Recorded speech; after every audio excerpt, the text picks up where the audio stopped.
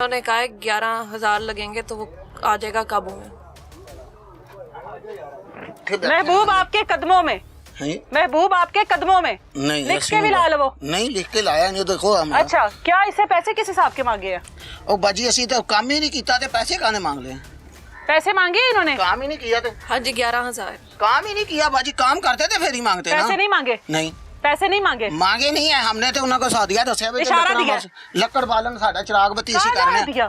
ये चिराग बत्ती करते हैं, मच बालते हैं मौला अली का। मौला अली का मच बालते हो? अच्छा, यही लंगर पानी कोनो कोनो कहा तो वो उन्होंने कहा कि ਅਸੀਂ ਆਨੇ ਪਏ। इल्म केड़ा कर रहे हो?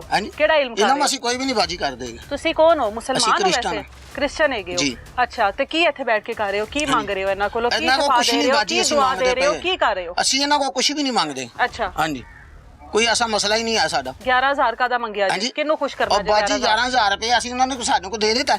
ਅਸੀਂ ਤੇ ਉਹਨਾਂ ਨਾਲ ਗੱਲ ਵੀ ਨਹੀਂ ਕੀਤੀ ਅਜੇ, ਤਾਂ ਉਹਨਾਂ ਨੂੰ ਇਹ ਕਿਹਾ ਹੋਇਆ ਕਿ ਬਾਜੀ ਜੀ ਤੁਸੀਂ ਆ ਜਾਣਾ। ਅੱਛਾ, ਹਾਂਜੀ, ਤੇ ਕੋਈ ਕੰਮ ਹੋਏਗਾ ਤੇ ਫਿਰ ਹੀ ਅੱਗੇ ਕਰਾਂਗੇ। ਕਿੰਨੇ ਦਿਨ ਦਾ ਅਮਲ ਦੱਸਿਆ ਜੇ? ਹਾਂਜੀ, अमल कितने दिन का दसिया जे? महबूब को कदमों में लाने का बंदे को। बाजी वो कोई बात ही नहीं हुई थे। अगर मैं दिखा दूं बात तो? हाँ जी। अगर मैं बात दिखा दूं तो फिर अपना इलाज बताए।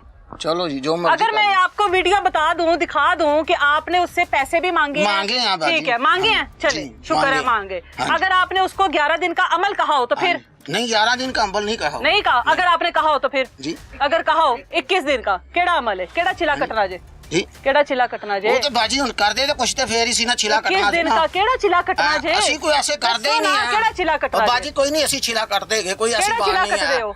हाँ जी।